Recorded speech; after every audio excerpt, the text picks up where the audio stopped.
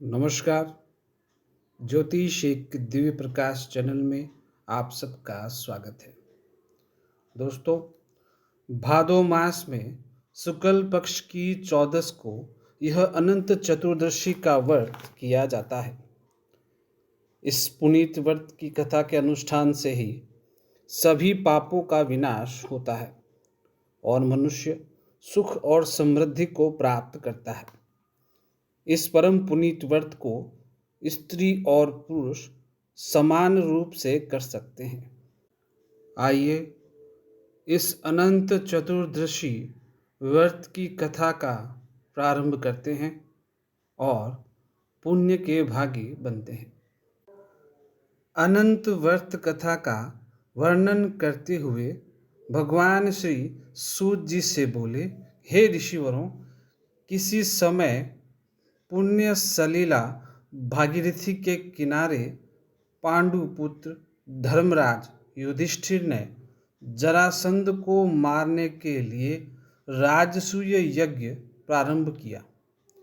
भीमसेन व अर्जुन सहित श्री कृष्ण भगवान ने स्वागत पूर्वक अतिथि राजाओं को रतन जड़ित यज्ञशाला में ठहराया।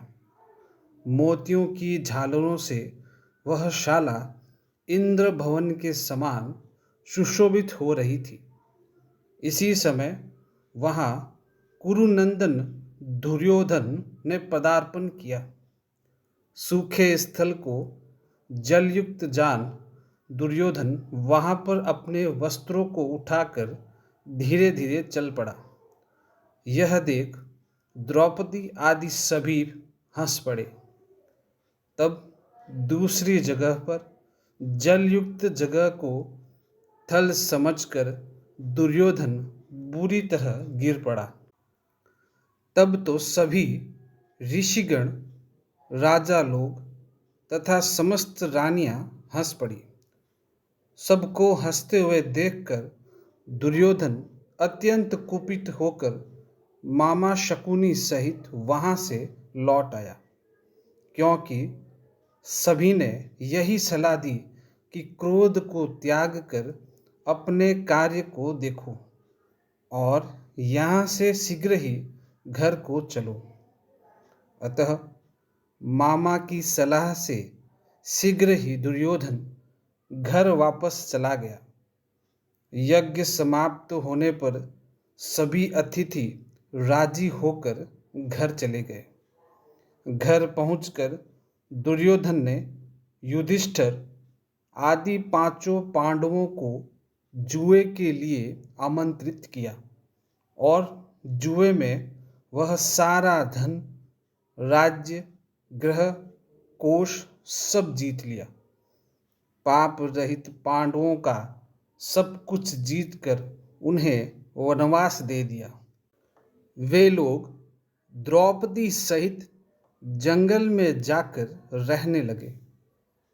पांडवों का यह हाल देखकर श्री कृष्ण जी बहुत दुखी हुए और भाइयों को देखने के लिए जिस जंगल में वे लोग रहते थे वहां पर जा पहुँचे।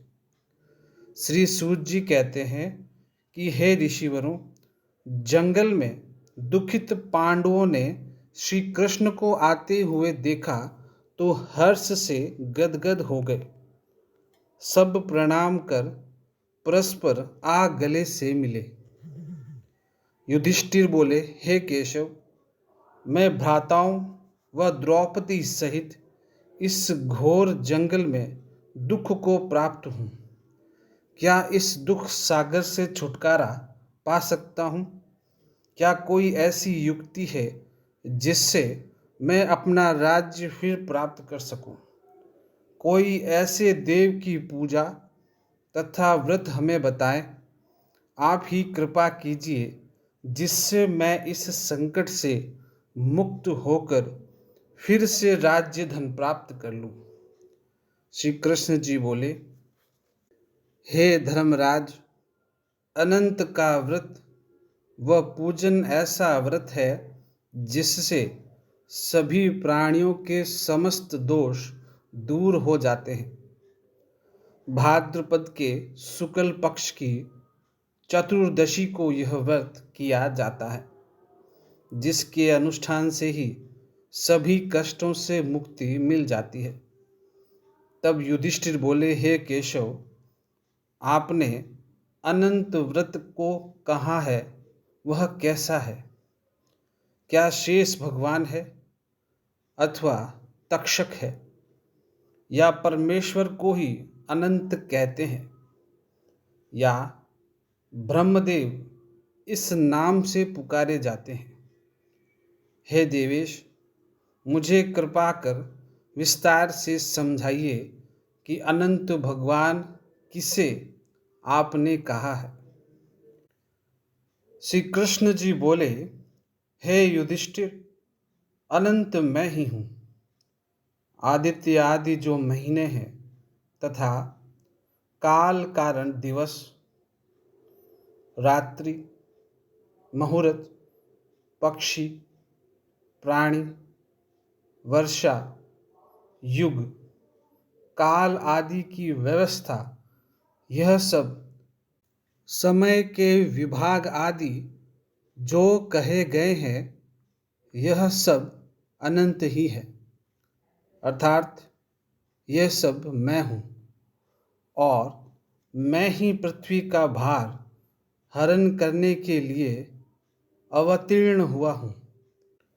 दैत्यों का विनाश करने को मैंने ही अवतार धारण कर वसुदेव के वंश को उज्जवल किया है। हे युधिष्ठिर, साधु लोगों की रक्षा और दुष्टों का नाश करने के निमित्त ही मैं अवतार लेता हूँ।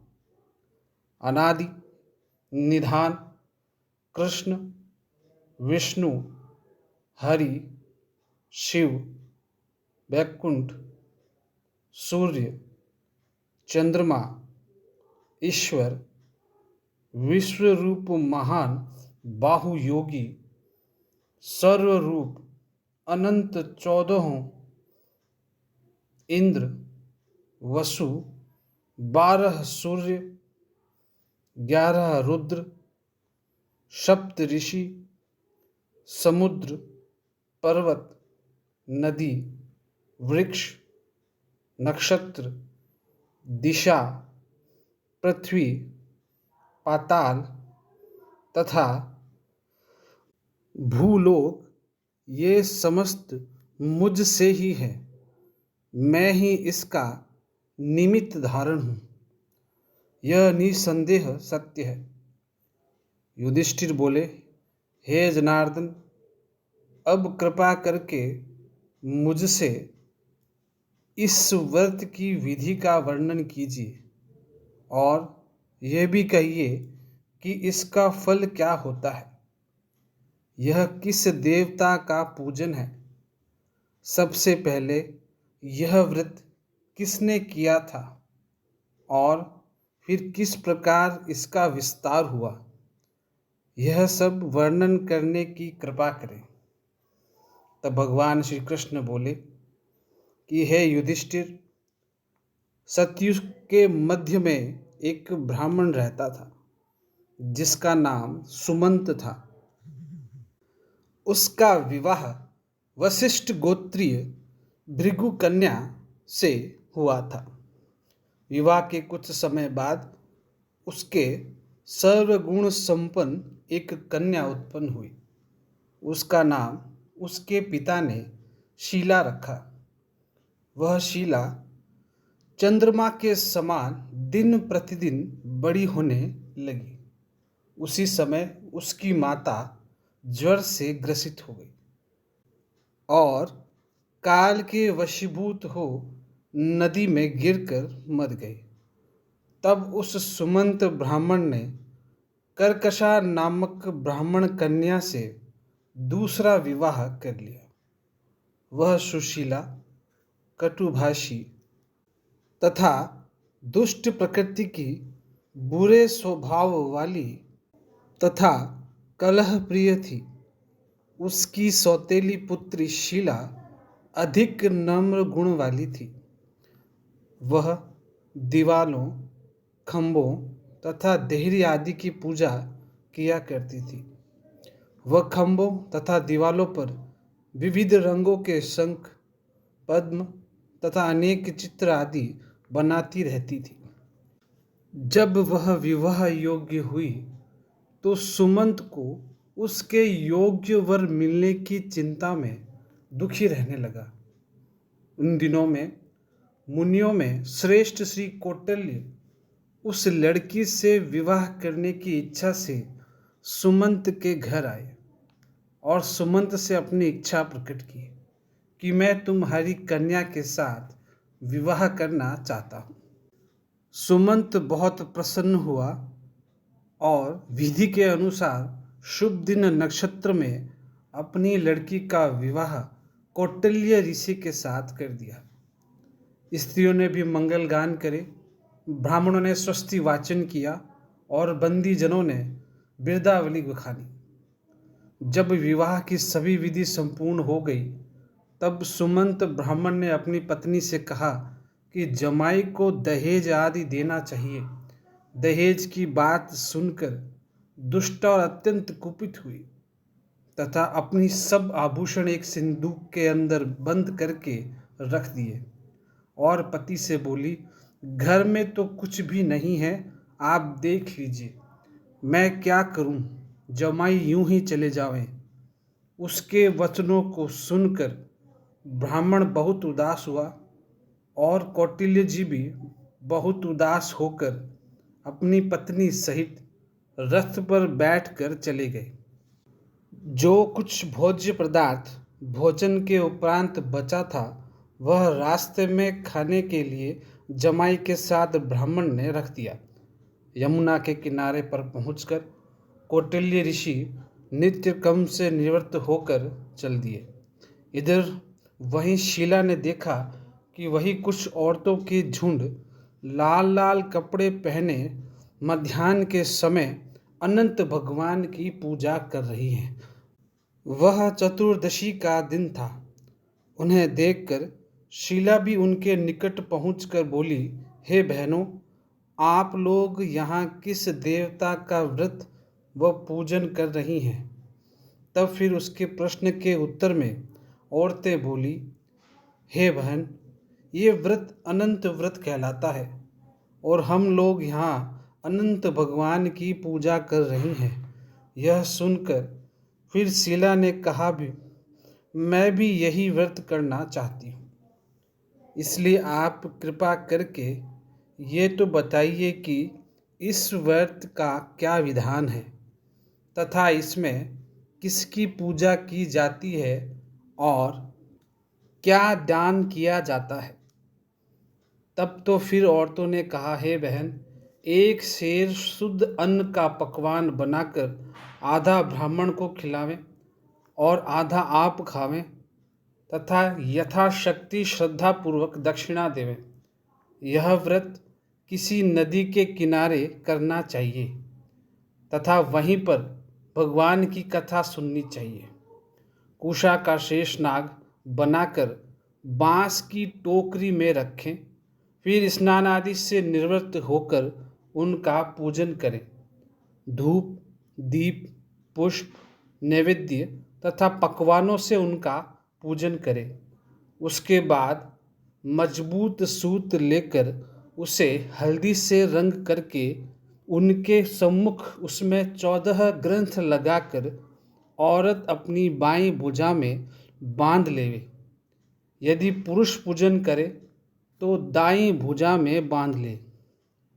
सूत बांधते समय यह मंत्र पढ़ते जावें कि हे वासुदेवाय, इस संसार समुद्र में मैं डूब रहा हूँ, आप मुझे उबारिए। आप इस अनंत रूपी सूत में विराजमान हैं, आपको अनेकों बार नमस्कार है। उस अनंत सूत को बांधने के बाद चित्त स्थिर करके उस आदि अंतर रहित परमेश्वर का ध्यान करें। हे बहन, यही व्रत का विधान है। भगवान श्री कृष्ण जी बोली, हे युधिष्ठिर, इस प्रकार उस औरतों के मुख से व्रत का संपूर्ण विधान सुनकर शीला बहुत प्रसन्न हुई तथा 14 गांठ लगाकर वह सूत्र उसके अपनी भुजा में बांध लिया तथा व्रत भी किया। जो मार्ग के लिए भोजन बंधा था उनमें से उसने आधा ब्राह्मण को खिलाया और थोड़ा सा आप खाकर पति के साथ रथ में बैठकर चल दी। पति के घर पहुंचकर उसे सुंदर और शुभ शगुन हुए। व्रत करने से उसके यहाँ धन धान्य गोधन सबकी वृद्धि हुई। वह सदैव मणियों की करधनी व कंठहार आदि में शोभायमान रहती थी। अतिथि संस्कार में वो आगे रहती थी। वह पति परायण सदैव कार्यों में लगी रहती और अपने पति को सुखी रखती। एक दिन वह बैठी थी कि ऋषि की दृष्टि उसके डोरे पर पड़ी। कौटिल्य ऋषि ने पूछा, हे शीला, यह पीला डोरा तुमने क्यों बांधा है? क्या इसके द्वारा तुम मुझे अपने वश में रखना चाहती हो? मुझे इसका ठीक ठीक कारण बताओ। शीला ने कहा, हे पतिदेव, यह अनंत भगवान का सूत्र है। इसके द्वारा मनुष्य धन धान्य तथा ऐश्वर्य आदि सर्व सुखों की प्राप्ति करता है। इस कारण यह अनंत सूत्र मैंने धारण किया है। यह सुनकर कौटिल्य ऋषि ने वह सूत्र तोड़ डाला और फटकारते हुए बोले, हे दुष्टा, वह कौन अनंत भगवान है जिनके विषय में तू बकवास कर रही है? कौटिल्य ऋषि ने वह अनंत सूत्र अग्नि में फेंक दिया, किंतु शीला ने झपट कर उसे उठा लिया और दूध वाले पात्र में डाल दिया। इस प्रकार अनंत सूत्र को तोड़कर फेंकने से ऋषि का धन ऐश्वर्य सब नष्ट हो गया। गौओं की चोरी हो गई, घर में आग लग गई, धन धान्य सब नष्ट हो गया, जिससे बंधु भी दुश्मन हो गए। परिवार में कलह ने प्रवेश कर लिया। इस प्रकार अनंत भगवान का निरादर करने से कौटिल्य के घर में दरिद्रता का पूर्ण रूप से निवास हो गया। श्री कृष्ण जी बोले, हे युधिष्ठिर, पड़ोसियों ने भी वार्तालाप बंद कर दिया। वे तन मन धन सबसे अत्यंत कष्ट को प्राप्त हुए। अति दुखित होकर कौटिल्य एक दिन अपनी पत्नी से बोले, हे शीला, ये एकाएक कैसे विपत्ति मेरे ऊपर आई है, जिसके प्रभाव से मेरे पास कुछ भी नहीं रहा है। यहाँ तक कि बंधु बांधवों से भी कलह हो गई है। कोई मुझसे बोलता भी नहीं। इसका क्या कारण है? ये किस पाप का फल है? क्या तुम बता सकती हो कि अब किस तरह मेरी स्थिति में सुधार हो? तब उसकी पत्नी मीठी वाणी में समझाया और कहने लगी कि हे पति श्रेष्ठ, उस दिन जो आपने अनंत सूत्र को तोड़कर फेंक दिया था और अनंत की अपशब्दों में निंदा की थी, यह उसी का दंड भोगना पड़ रहा है। हे प्रभु, आप उसी के निमित्त कुछ करिए, तभी आपका भला हो सकता है। अपनी पत्नी की बात सुनकर कौटिल्य ऋषि ने भगवान का स्मरण किया और गृह का त्याग कर वन में तप करने चले गए। वे रात दिन यही विचार करते कि मैं कहाँ पर उन प्रभु को ढूंढूं जिनकी कृपा से मुझे हर प्रकार का सुख प्राप्त था और जिनकी निंदा से सब कुछ नष्ट हो गया। ये धन ही इसका कारण हुआ है। इसी से मुझे दुख प्राप्त हुआ। इस प्रकार अनेक चिंताएं करते हुए वे वन में घूमते रहे। एक दिन वन में उन्होंने फलों से लदे वृक्ष को देखा। जिसके फलों को ना तो किसी ने खाया था और वे सड़ने लगे थे। पक्षी तक उस वृक्ष पर नहीं आते थे। कौटिल्य ने उस वृक्ष से पूछा, हे वृक्ष, तूने अनंत को कहीं देखा है? यदि देखा है तो मुझे बता। तब वृक्ष बोला, हे ऋषि, मैंने कभी नहीं देखा। तब तो वो ऋषि बहुत खिन्न हुए और दुखी हृदय से वहां से चले गए। श्री कृष्ण बोले, हे धर्मराज, इस प्रकार अनंत का पता ना मिलने पर कौटिल्य आगे बढ़े। हृदय में तीव्र इच्छा ये लगी हुई थी कि किस प्रकार अनंत का साक्षात्कार हो।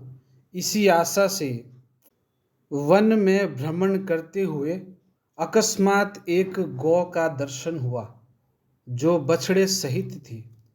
ऋषि ने उससे भी प्रश्न किया, हे गौ माता, क्या तुमने अनंत को देखा है? तब गौ बोली, हे विप्रवर, मैं नहीं जानती कि अनंत कौन है। देखना तो दूर की बात है। ऋषि वहां से आगे बढ़े तो देखते हैं कि एक बैल घास चर रहा है। ऋषि ने पूछा, हे वृषभ, क्या तू अनंत को जानता है? कभी तूने उनके दर्शन किए हैं? बैल ने उत्तर दिया, ऋषिवर, मैंने कभी भी अनंत को नहीं देखा है। वहां से भी ऋषि आगे की ओर चल दिए। मार्ग में दो सुंदर तलैया दिखाई दी, जिनमें सुंदर कमल व कुमुद खिले हुए थे, जिससे उनकी शोभा और बढ़ गई थी। अनेक प्रकार के पशु पक्षी जैसे चकवा चकवी, बगुले, सरस, हंस उसमें जल क्रीड़ा का आनंद ले रहे थे। सुंदर लहरें उठ रही थी तो आपस में उछल उछल कर खेलती हुई बालिका सी प्रतीत होती थी। उन तलैयों को देखकर ऋषि बोले, हे पुष्करणियों, क्या तुमने अनंत भगवान को देखे हैं? यदि देखा है तो कृपया करके मुझे बताइए। ऋषि के प्रश्न सुनकर पुष्करणियाँ बोली, हे विप्र, मैं नहीं जानती कि अनंत कैसे हैं, क्योंकि हमने उनको कभी भी नहीं देखा। बेचारी ऋषि हर बार अपने प्रश्न का उत्तर नकारात्मक रूप में पाकर बड़े ही दुखी हो जाते। चलते चलते आगे उन्हें एक गधा मिला। गधे से भी उन्होंने अनंत को पूछा, किंतु गधे का भी वही उत्तर मिला जो सबने दिया था। तब वह निराश हुए। ऋषि आगे बढ़े जा रहे थे तो कुछ आगे चलकर उन्हें एक हाथी मिला। हाथी से भी यही पूछा कि हे गजराज, तुमने अनंत को देखा है? हाथी ने उत्तर दिया, मैंने अनंत को नहीं देखा है। इस प्रकार सब ओर से निराश हो ऋषि वहीं जंगल में आंख मूंद कर बैठ गए। वे अपने शरीर की सुधि भूल गए। जब होश आया तो अनंत अनंत रटते हुए उठ बैठे और प्रण किया कि मैं अपना शरीर छोड़ दूंगा। बिना अनंत का दर्शन किए जीवन व्यर्थ है। इस प्रकार प्राणों का मोह त्याग ऋषि ने एक वृक्ष में फांसी के लिए रस्सी लटकाई। ज्यों ही फंदा डालने लगे तभी अनंत भगवान प्रकट हो गए। वे एक वृद्ध विप्र के रूप में ऋषि के निकट आए और प्रेम भरी वाणी से ऋषि का हाथ पकड़कर बोले, हे विप्र, मेरे साथ चलो। ऐसा कहकर और ऋषि को साथ लिए एक पर्वत की कंदरा में चले गए। ऋषि ने देखा वहाँ एक सुंदर पुरी है जहाँ स्त्री और पुरुष निवास करते हैं। उस पुरी में एक दिन ऋषि को अनंत का दर्शन कराया। देवादिदेव सदैव अजय ऐसे विश्व रूपी अनंत को देखकर ऋषि गदगद हो गए। वह अनंत की स्तुति करने लगे। ऋषि बोले, हे पुंडरीकाक्ष, मैं महाअधम और पापी हूँ तथा मैं पाप से ही उत्पन्न हूँ। आप मेरी रक्षा करो। ऋषि की स्तुति सुनकर अंत बोले, हे ऋषि, आज से तुझसे मैं प्रसन्न हूँ। तू बिना किसी भय के अपने हृदय की बात मेरे समक्ष स्पष्ट कर।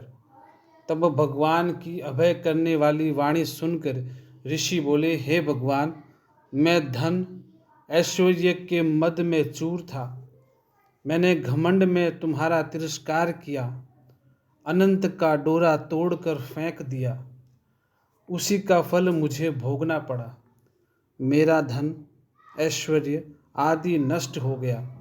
हे प्रभु, मैं अपने जीवन से निराश हूँ और आपकी शरण में हूँ। हे देव, हे देवों के देव, आपने कृपा करके मुझे दर्शन दिया है और मेरे जीवन को सार्थक किया है। हे विश्व रूप, मेरे इस पाप कर्म का प्रायश्चित बताइए। अनंत भगवान बोले, हे मुनि, अब तू अपने घर को प्रस्थान कर और 14 वर्ष पर्यंत अनंत व्रत का अनुष्ठान कर। तब तेरे सब पापों का नाश होगा। हे विप्र, मेरे वर से तुझे अटल भक्ति मिलेगी। कोई संसारी शक्ति तुझे अब मेरी भक्ति से विमुख नहीं कर सकती।